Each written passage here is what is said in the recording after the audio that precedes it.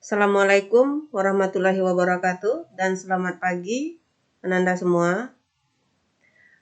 Ketemu lagi dengan Ibu Susi di pembelajaran fisika pada kelas 10. Sebelumnya kita udah membahas dinamika gerak lurus part 2 yang kemarin kita bahas masalah penerapan hukum Newton pada lift dan pada bidang datar. Sekarang kita lanjutkan dengan dinamika gerak lurus part 3. Kita di sini akan membahas penerapan hukum Newton pada katrol. Nah, perhatikan gambar. Penerapan hukum Newton pada katrol. Nah, katrol ini sangat banyak manfaatnya dalam kehidupan sehari-hari. Mungkin Ananda juga akan atau pernah menggunakannya secara langsung. Gunanya apa? Apakah untuk meringankan pekerjaan kita atau bagaimana? Di mana aja dijumpai katrol ini. Nah, kita lihat prinsip kerja dari katrol itu dengan menggunakan hukum Newton itu. Perhatikan ini gambar katrol. Pada ujung katrol ini dihubungkan dengan tali. Di sini untuk kelas 10 gesekannya kita abaikan. Ini dianggap katrol licin. Pada katrol itu dihubungkan dengan tali. Kalau seperti ini nih, ada beban yang digantung dengan tali. Anggaplah ini penggunaan katrol untuk mengangkat air di sumur. Walaupun sekarang sudah tidak ada lagi yang menggunakan, mungkin masih ada. Gunanya itu untuk apa? Bagaimana? Kenapa harus katrol yang digunakan? Kan seperti itu. Sekarang, kalau ada katrol yang dihubungkan ujung-ujungnya ada tali, terus di ujung tali itu ada beban seperti ini massa ya. Massa 1, massa 2. Yang ada di pikiran kalian apa? Kalau ketemu melihat gambar seperti ini. Tidak seimbang antara massa 1 dengan massa 2. Artinya apa? Beban kedua lebih berat daripada beban pertama. Artinya apa? Ini lebih turun, ini lebih naik. Artinya apa? Kalau kita uraikan gayanya, nah Ibu bawa ke sini penguraian gayanya. Untuk penerapan hukum Newton ini, kalian harus pintar menguraikan gaya yang bekerja pada benda. Karena setiap jumpa gambar yang berbeda, rumus dasarnya sama hukum kedua Newton atau hukum ke-1 Newton nantinya, tapi gaya yang bekerja pada benda itu belum tentu sama di setiap gambar. Perhatikan ini, massa 1, massa 2. Ini massa 1, massa 2. Massa 2 lebih besar, maka dia akan turun seperti ini. Massa 1 akan naik. Ini tali. Tali itu arahnya selalu seperti ini ya. Ini tali, di sini tali. Bu, kenapa nggak ada? Karena di sini W1, kenapa nggak di sini nggak T1? Di sini W2, kenapa nggak di sini T2? Karena ini katrolnya licin, tegangan talinya kita anggap sama. Tegangan talinya kita anggap sama, kecuali nanti ada gesekannya di katrol ini. Katrolnya tidak licin. Oke ya, nanti itu di kelas 11 akan dipelajari itu. Nah, coba perhatikan ini. Ibu uraikan gayanya. Ini massa 1, beban 1 di sini. Berarti yang bekerja pada massa 1 ini adalah gaya berat ke bawah, berarti W1. Gaya tegangan tali arahnya ke atas. Ini beban 2. Gaya beratnya ke bawah adalah W2, ke atasnya adalah T. Terus, kenapa ini arah percepatannya ke atas? Karena dia lebih ringan, ini akan naik. Saat beban 2 ini turun, beban 1 akan naik, maka percepatannya arahnya ke atas. Sementara pada beban 2, karena dia lebih berat, dia akan bergerak turun, maka arah percepatannya ke bawah. Sesuai dengan kesepakatan kita kemarin, searah gerak benda, gayanya kita tulis positif. Berlawanan arah gerak benda dengan gerak benda, arah gayanya kita tulis negatif. Perhatikan massa 1. Yang searah dengan gerak benda atau percepatan adalah T, maka di sini untuk beban 1 T-nya yang positif. Sementara gaya beratnya itu kan berlawanan dengan percepatan, di sini adalah W1-nya negatif. Untuk beban kedua atau massa kedua, benda bergerak ke bawah, yang searah panahnya adalah gaya berat, maka W2-nya nanti yang positif. Dan T-nya dengan ini berlawanan arah, maka T-nya yang negatif. Perhatikan gambar di atas, jika massa 2 lebih besar dari massa 1, hukum kedua Newton pada benda 1 adalah sigma F sama dengan M1 kali A. Karena massa 1 kan pada benda 1, maka yang bekerja di sini adalah massa 1 dikali A. Gaya apa aja yang bekerja pada benda 1? W1 dan T. Yang positif siapa? Yang positif T, karena searah dengan A. Maka Ibu tulis di sini jumlah gaya yang bekerja pada benda 1 adalah yang pertama gaya tegangan tali atau T, dikurang W1. Kenapa dikurang? Karena ini adalah negatif, berlawanan dengan gerak benda. Gaya berat ke bawah, benda bergerak ke atas. Makanya di sini min W1 sama dengan M1 kali A. Sekarang hukum 2 Newton pada benda kedua. Sigma F sama dengan M2 dikali A. Kenapa di sini M2? Karena yang bekerja adalah benda kedua. Berarti massa yang dipakai di sini adalah massa benda kedua. Sigma F itu artinya sigma gaya atau jumlah gaya yang bekerja pada benda 2. Ingat, yang searah dengan percepatan atau gerak benda adalah W2 sama-sama ke bawah. Di sini W-nya yang positif, berarti W2 dikurang T. Kenapa min T? Karena berlawanan dengan ini. Kurang T sama dengan M2 dikali A. Terus, kita gabungkan antara persamaan 1 dengan persamaan 2. Kita tulis dulu persamaan 1. Persamaan 1 apa tadi? T dikurang W1 sama dengan M1 dikali A. Lanjut, tulis persamaan 2. Persamaan 2 apa? W2 dikurang T sama dengan M2 dikali A. Lalu kedua persamaan kita jumlahkan. Nah, kita jumlahkan. Berarti min W1 tambah W2 ya. Sebaiknya kita tulis yang positif di depan. W2 W2 kurang W1 atau min W1 tambah W2 sama aja. T ini tambah kan, yang satu positif T, yang satu negatif T, berarti ini bisa habis, bisa dicoret. Makanya T-nya di sini hilang. Terus M1 tambah M2, ini kan sama-sama A. Kita keluarkan aja A-nya. A dikali M1 tambah M2. Kan sama aja nih, A dikali M1 kan ini juga jadinya. A dikali M2, M2 kali A. Jadi A-nya kita keluar aja, kita bikin tanda kali, kita kurung seperti itu.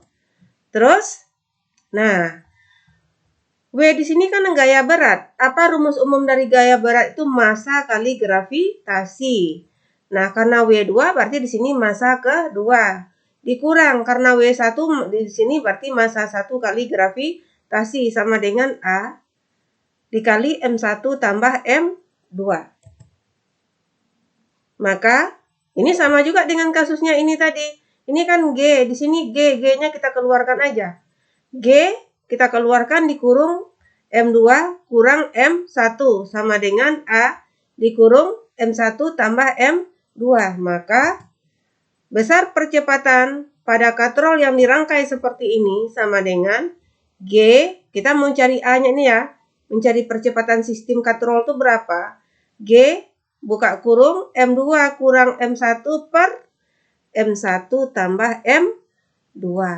Itu jika bentuk katrolnya seperti ini.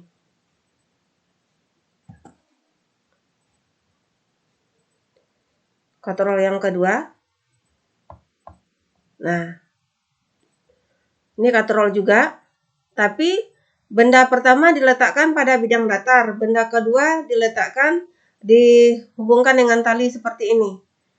Ini soal aslinya seperti ini. Kalau kita uraikan gaya yang bekerja, gambarnya jadi seperti ini.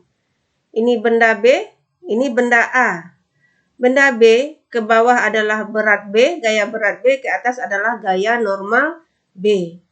Gaya yang bekerja pada benda B adalah gaya tegangan tali. Terus benda B ke bawahnya adalah gaya berat, ini benda A, ke bawahnya adalah gaya berat yang bekerja pada benda A. Di sini adalah gaya tegangan tali. Perhatikan gambar. Ini katrolnya licin, seadapun benda di sini, karena katrolnya licin, terus digantung beban di sini. Beban ini katrol ini pasti akan bergerak ke bawah. Kalau benda A bergerak ke bawah, tentu benda B bergerak ke kanan. Arah percepatan benda B tentu ke kanan seperti ini. Ingat, kalau percepatan benda B ke kanan, maka percepatannya searah dengan T. Maka T-nya nanti adalah positif. Benda A bergerak ke bawah. Yang searah dengan gerak benda atau percepatannya adalah WA. Maka WA-nya bernilai positif, T-nya bernilai negatif. Bu, bagaimana dengan WB dan gaya normal? Ini nggak perlu kalian gunakan. Kenapa? Karena benda B itu tidak bergerak terhadap sumbu Y. Dia hanya bergerak terhadap sumbu X. Maka gaya yang bekerja pada benda B hanya gaya tegangan tali. Nah, bagaimana menyelesaikan soal ini? Kita kerja pada benda A dulu. Benda A, sigma F sama dengan M kali A. Sigma F sama dengan M kali A. Ini benda A ya. Gaya apa aja yang bekerja pada benda A? Benda A kan yang ini. Percepatan arah ke bawah, WA arah ke bawah, berarti searah. Berarti WA-nya positif. Maka Ibu tulis di sini positif WA. A arahnya ke bawah, sementara T arahnya ke atas. Dikurang T sama dengan MA dikali A. Sekarang benda B. Sigma F sama dengan MB dikali A. Apa aja gaya yang bekerja pada benda B? Ingat, gaya berat dan gaya normal tidak kita pakai pada benda B. Kenapa? Karena benda hanya bergerak terhadap sumbu X saja. Kalau diperhatikan terhadap sumbu X saja, berarti gaya yang bekerja pada benda B itu hanya gaya tegangan tali. Maka sigma F hanya T sama dengan MB dikali A, dikali percepatan.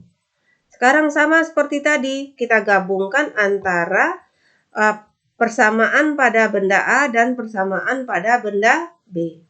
Pada benda A, WA dikurang T sama dengan MA dikali A. Pada benda B adalah T sama dengan MB dikali A. Kedua persamaan kita jumlahkan juga seperti tadi, sehingga hasil penjumlahannya, T-nya kan jadi habis kan? Min T ditambah T habis, tinggal di sebelah kiri ini WA saja. WA sama dengan paham T-nya kenapa hilang, karena min T plus T itu jadi habis. Jadi tinggal WA sama dengan, ini AA kita keluarkan, berarti di sini MA tambah MB. Maka percepatan pada katrol sama dengan A sama dengan WA per MA tambah MB. Jadi adalah WA per MA tambah MB. Jadi kalian harus hati-hati dalam mengerjakan soalnya. Jangan patokan sama rumus Ibu. Rumus yang Ibu buat ini adalah rumus yang sesuai dengan gambar yang Ibu tampilkan.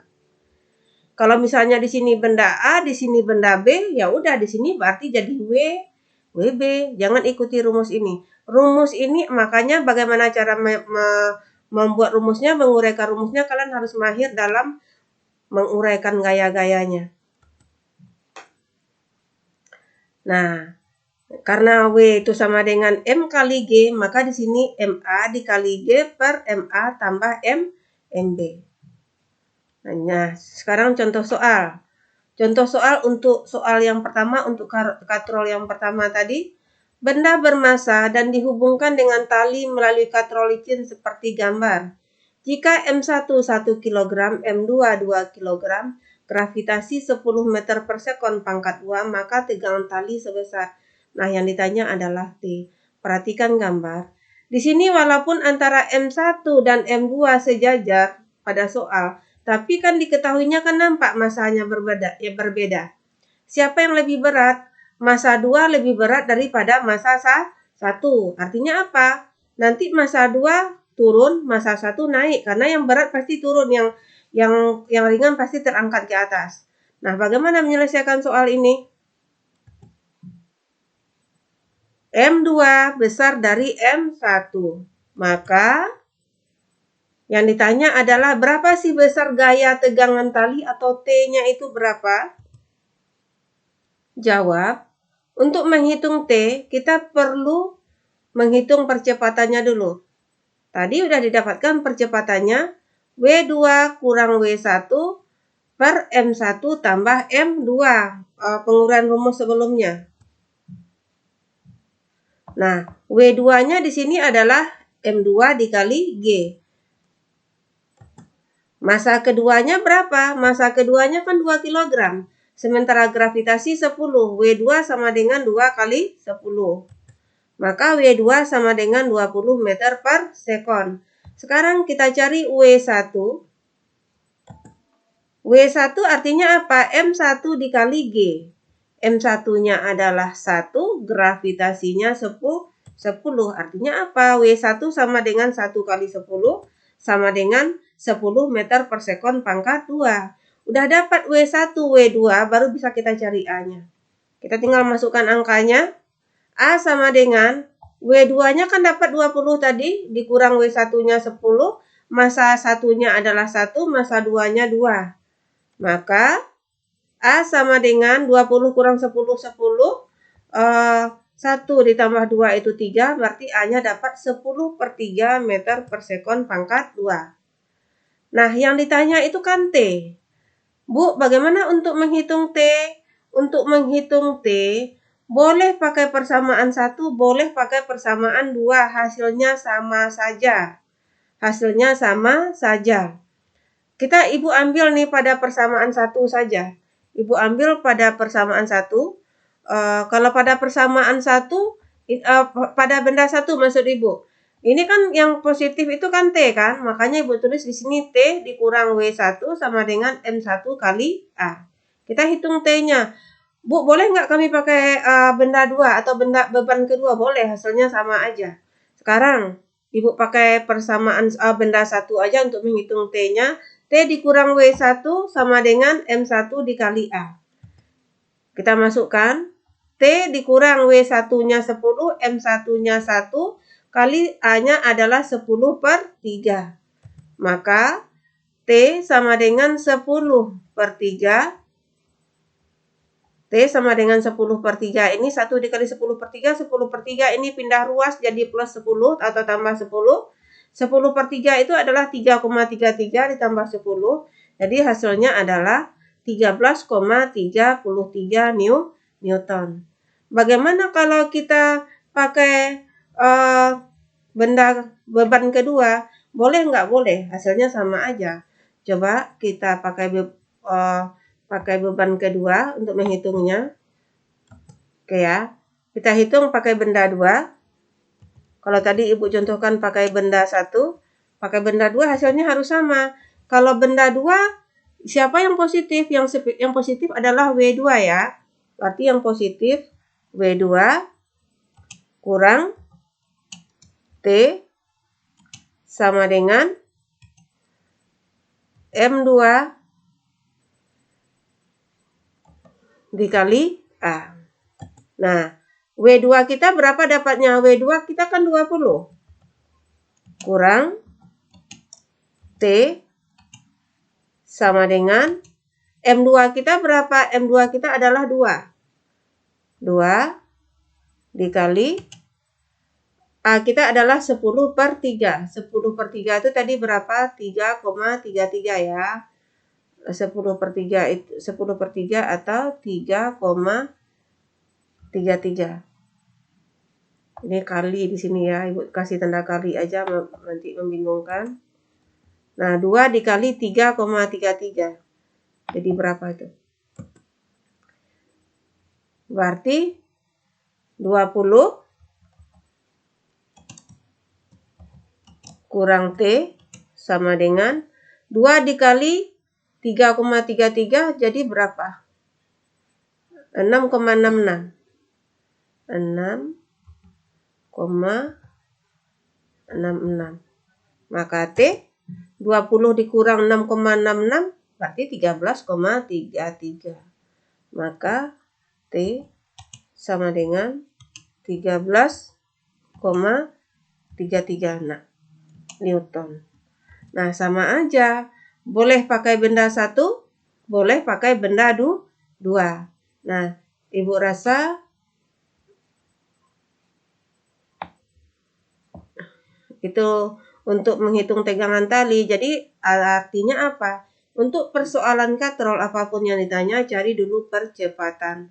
Apakah rumus percepatannya ini tetap? Tidak. Dia tergantung gambar. Kalau gambarnya sekarang M1-nya yang lebih berat, kan tanda positif negatifnya jadi berubah jadinya. Jadi ikuti pemahaman yang Ibu ajarkan. Mudah-mudahan paham untuk contoh soal katrol. Kita lanjut. Ini udah tadi ya. Nah, ini tadi.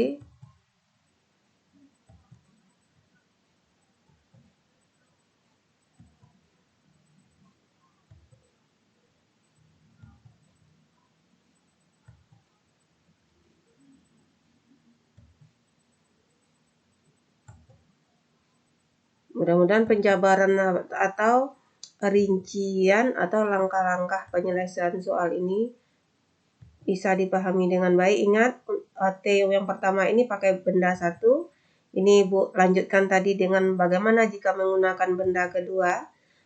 Hasilnya sama aja, yang penting jangan salah tanda positif dan negatifnya. Tetap hasilnya adalah 13,33 Newton. Ini ada tanda komanya di sini ya. 13,33 Newton. Oke, kita lanjut dengan contoh soal yang kedua. Kita lanjut dengan contoh soal yang kedua. Nih. Perhatikan gambar di samping. Massa balok masing-masing M1 6 kg, M2 4 kg, serta massa katrol diabaikan jika permukaan bidang licin dan gravitasi 10 meter per sekon pangkat 2, maka besar gaya tegangan tali adalah titik-titik. Nah, gambarnya seperti ini. Massa 1 6, massa 2 4. Bu, kan massa 1 6 lebih berat, massa 2 4 lebih ringan. Katrolnya licin, ini digantung, pasti ini bisa gravitasi, ini dibantu oleh gravitasi. Ya, dibantu oleh gravitasi. Berapa sih gaya berat yang menariknya ke bawah? Jadi 40 yang bekerja di sini. Makanya tetap aja nanti massa 1 akan bergerak ke kanan, benda 2 akan bergerak ke bawah. Nah, ini diagram gayanya. W1, ini N1, ini massa 1 T, massa 2 W2, ini T. Nah, itu gambarnya. Ini bergerak ke bawah, berarti W2 positif, T negatif. Ini bergerak ke kanan, berarti T-nya positif. W1, N1 itu tidak kita pakai. Kenapa? Karena benda bergerak hanya searah sumbu X. Jawab. A sama dengan, seperti udah diuraikan tadi, W2 per M1 tambah M2. Kalau di sini M1, di sini M2, berarti rumusnya jadi W1. Di bawahnya tetap M1 tambah M2. Maka A sama dengan W2-nya adalah massa 2 40, berarti W-nya 4 dikali 10, berarti 40. M1 tambah M2, berarti 6 ditambah 4, berarti 10. 40 per 10 dapat A-nya adalah 4 meter per sekon. Sekarang maka yang ditanya di sini adalah gaya tegangan tali. Nah, gaya tegangan tali, kalian mau pakai benda yang mana? Pakai benda satu misalnya, pakai benda satu ini. Kalau pakai benda satu, gaya yang bekerja hanya T, positif ya, karena searah. Ini kan searah nih, arahnya ke kanan, yang bekerja pada benda satu. Artinya apa? M1T sama dengan M1 dikali A. M1-nya berapa? 6. A-nya berapa? 4. Dapat 24 Newton. Itu jika pakai benda satu. Bagaimana jika kita pakai benda 2? Atau kalian mau pakai benda 2, apa hasilnya sama? Ya pasti sama. Kalau nggak sama, artinya salah. Kalau pakai benda kedua yang positif siapa? W2. Yang negatif adalah T. Bu, T yang 2 ini kok nggak dipakai, Bu? Ini kan satu ke bawah, kan berlawanan, ini satu positif, satu negatif. Ini kan saling meniadakan ini. Ini bisa dicoret nih, yang 2 ini. Ini adalah saling meniadakan, bisa dicoret nih. Jadi yang kita pakai yang ini ya. Terus ini T, berarti W2 dikurang T sama dengan M2 dikali A. W2-nya positif, dikurang T sama dengan M2 dikali A. Maka W2-nya 40. Ya kan, W2-nya 40, massa 2 4. Gravitasi 10, 4 dikali 10, 40. Dikurang T, M2 4. Dikali percepatan tadi dapatnya 4. 40 dikurang T sama dengan 4 kali 4. Maka T sama dengan 40 dikurang 16. Maka T sama dengan 24 Newton. Jadi walaupun pakai benda satu, seperti ini, pakai benda satu, hasilnya 24 Newton. Pakai benda dua, hasilnya juga 24 Newton. Jadi harus sama. Kalau tidak sama, justru itu salah. Sekarang, kita lanjut. Penerapan hukum Newton yang keempat yaitu pada bidang miring. Nah, kita lanjut pada bidang miring. Perhatikan, pada bidang miring, ini gambar mentahnya seperti ini nih. Ini abaikan aja nih ya, ini tinggi bidang miringnya 6, ini panjang ininya 8. Itu kalian abaikan aja dulu, kita tidak mempermasalahkan angka dulu. Kita hanya menguraikan gaya yang bekerja pada bidang miring. Ingat, bidang miring yang kita kaji di sini adalah, pada gambar ini adalah bidang miringnya licin ya. Kalau bidang miringnya licin, tanpa kita gerakkan aja, benda ini pasti akan meluncur ke bawah. Siapa yang meluncurkannya? Sudut antara bidang miring dengan bidang datarnya ini, kita kasih nama theta seperti ini, atau alfa, itu nama sudut, boleh alfa, boleh theta, terserah. Ibu di sini kasih nama theta, itu nama sudut. Nah, ini bendanya, kalau kita buat ini, benda ini Ibu pindahkan ke bidang miring ini, kita uraikan gayanya. Ingat, gaya normal selalu tegak lurus bidangnya. Bidangnya kan ini nih, tegak lurus bidang. Ini gaya beratnya. Bu, gaya beratnya itu M kali G, ini kan gaya berat. Bu, kenapa gaya beratnya nggak ke sini, Bu? Karena bidangnya kan udah miring. Nah, seperti ini. Ingat, di kelas 10 semester 1, setiap gaya yang bekerja jika sudah membentuk sudut, kita harus uraikan terhadap sumbu X dan sumbu Y. Ini gaya beratnya ini sekarang nih. Nah, ini gaya beratnya. Kan sudah membentuk sudut sebesar theta. Tetanya itu ini sama dengan di sini sudutnya. Itu tetanya ya. Kita uraikan terhadap penguraian sudut, penguraian komponen gaya terhadap sumbu X dan sumbu Y. Kedua gaya akan membentuk, kedua komponen akan membentuk sudut 90 derajat. Di sini penguraiannya, di sini ke bawah mg cos theta, yang di sininya itu adalah mg sin theta. Ibu tidak akan menguraikannya lagi karena vektor udah belajar di semester 1. Nah, kita lanjut. Kita perhatikan dulu. Sigma Fx sama dengan M kali A. Yang mana aja gaya yang bekerja pada sumbu X? Yang sumbu X itu yang ini. Gaya apa namanya ini? Mg sin theta. Gaya pada sumbu X adalah Mg sin theta. Kalian tulis. Mg sin theta sama dengan M dikali A. A sama dengan, nah di sini kan kiri kanan kan ada M, M-nya kita coret aja. Maka A sama dengan G sin theta. Itu gaya pada sumbu X. Bagaimana dengan gaya pada sumbu Y? Sigma Fy sama dengan 0. Bu, kenapa sigma Fx sama dengan M kali A, sementara sigma Fy sama dengan 0?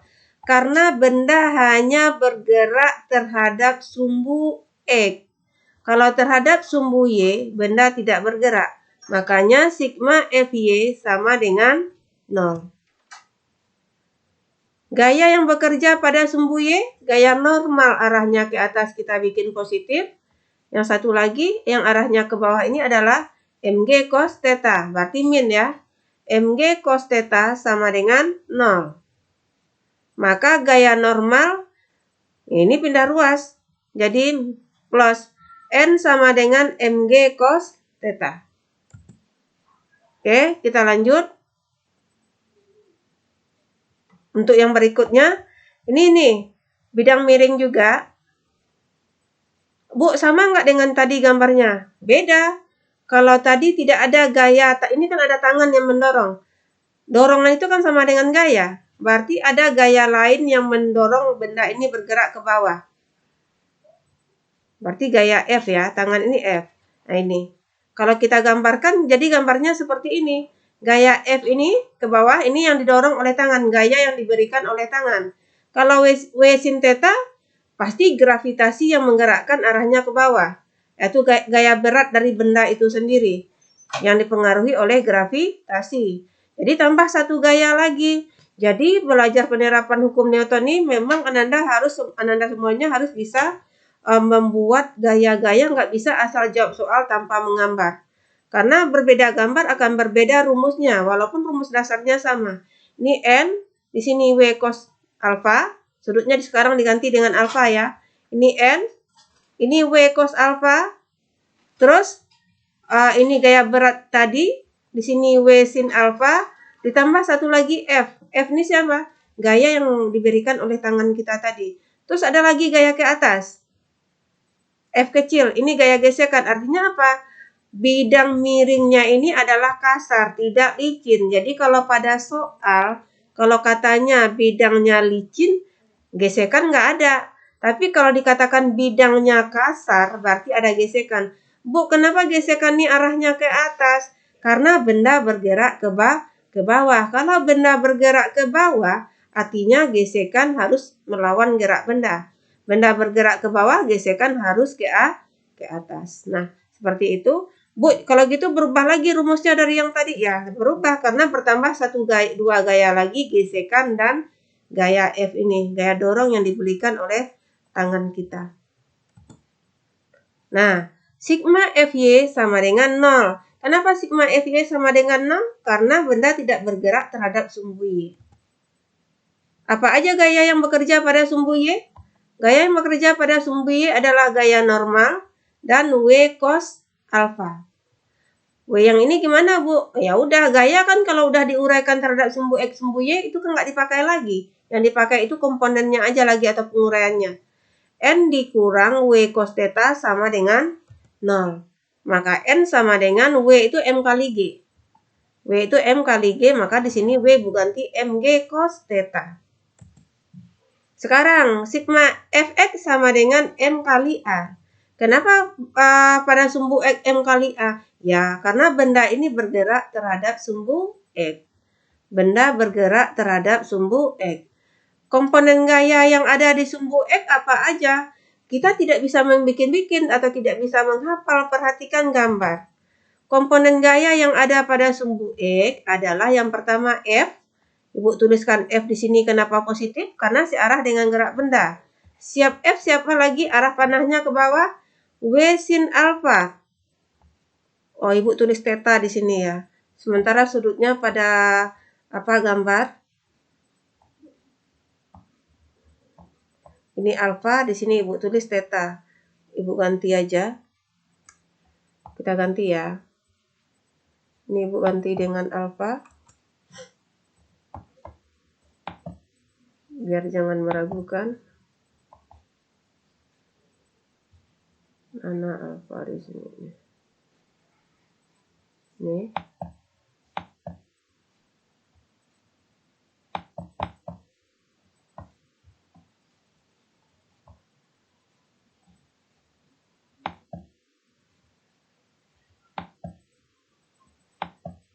Nah, Ibu ganti aja, kita ganti aja ini dengan alpha.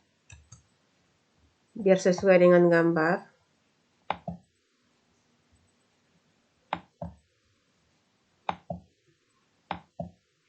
Oke, mana lagi? Ini ya. Kita ganti dulu sebentar.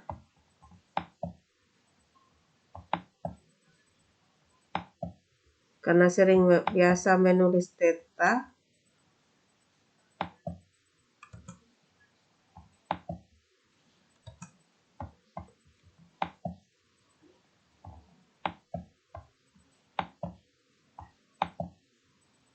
Oke, nah lagi ini ya.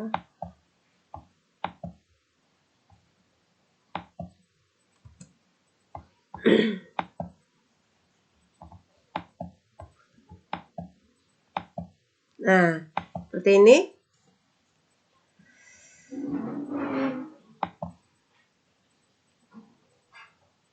Kita ulang. Nah, itu tadi ya. Ini paham tadi ya. Sigma Fy, kenapa 0? Paham karena dia tidak bergerak terhadap seluruh Y. Gaya normal sama dengan Mg cos alpha. Sigma Fx sama dengan M kali A. F tambah W sin alpha dikurang Fg sama dengan M kali A. F sama dengan Mg sin alpha dikurang Fg sama dengan M kali A. Maka A sama dengan F tambah Fg sin alpha tambah Mg sin alpha dikurang Fg per M. Bu, M-nya atas bawah bisa coret. Jangan, karena ada 3 suku di sini kan. Kecuali di sini ada M, baru boleh dicoret. Ini jangan dicoret ya. Oke, keterangannya. F itu gaya luar atau gaya dorong dalam satuan Newton. Fg gaya gesekan, satuannya juga Newton. Rumus Fg itu kemarin udah Ibu singgung juga, mu dikali gaya normal, satuannya juga Newton. Mu itu koefisien gesekan, N itu gaya normal, satuannya juga Newton. Contoh soal. Perhatikan gambar sebuah balok, mula-mula diam, lalu ditarik dengan gaya F ke atas sejajar dengan bidang miring. Massa balok 8 kg jika theta 45 derajat. Ini jika alfa ya, theta di sini sama dengan alfa di sini ya, Ibu nggak usah ganti ya. Jika alfa sama dengan 45 derajat, gaya F harus berapa gaya F harus jika balok bergerak dengan kecepatan tetap. Ini berapa gaya F harus diberikan jika balok bergerak dengan kecepatan tetap. Tambahkan aja nanti berapa gaya F harus diberikan jika balok bergerak dengan kecepatan tetap. Nah, sama kayak gini. Ini ditarik ke atas. Ingat, ini N, ini W cos alpha, ke bawah W sin alpha, di sini W.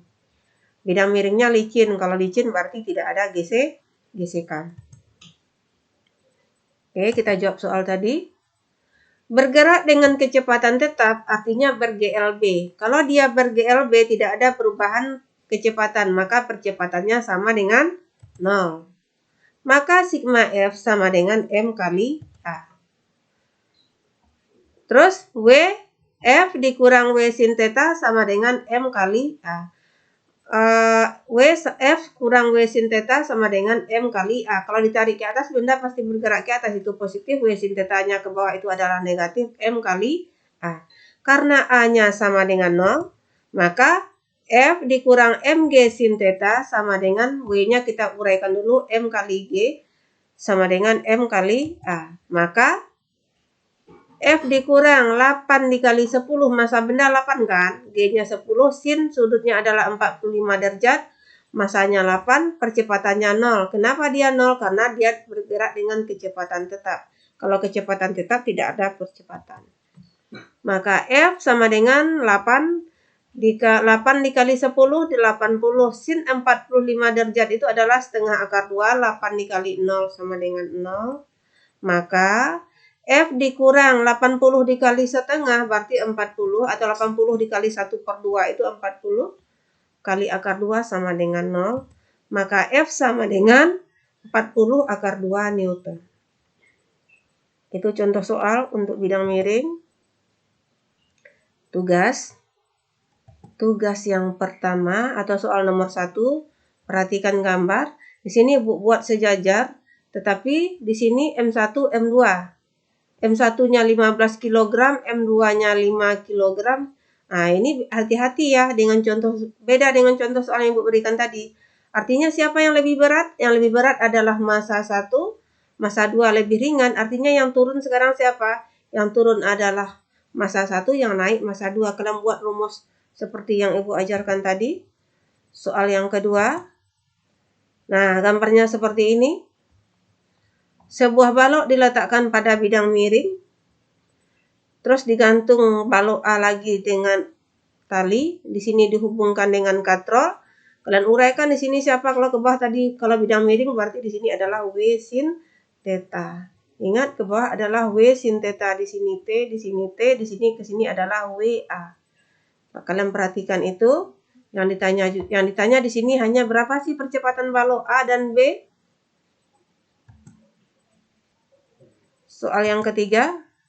Nah, ini sama dengan contoh soal tadi, balok terus ditarik ke atas dengan gaya sebesar F, tetap di sini ada yang menariknya ke bawah adalah W sin theta.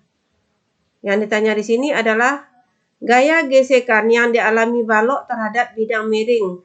Gaya gesekannya berapa? Berarti kalau balok ditarik ke atas, gesekan ke bawah, W sin theta juga ke bawah. Kalian uraikan gayanya seperti tadi. Besar gaya yang diberikan ini diketahui ini 300 Newton. Yang ditanya itu adalah gaya gesekannya berapa. Berarti ada 3 gaya nanti ya, F, W sin theta ke bawah, gaya gesekan juga ke bawah. Nah, mudah-mudahan untuk pembelajaran hari ini bisa dipahami dan bermanfaat. Sangat banyak penerapan hukum Newton ini dan bermanfaat untuk teknologi dan dalam kehidupan sehari-hari. Semoga bisa menyelesaikan tugas tadi dengan baik.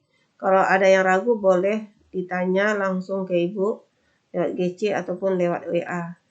Ibu sudahi dengan Assalamualaikum warahmatullahi wabarakatuh dan selamat pagi. Terima kasih.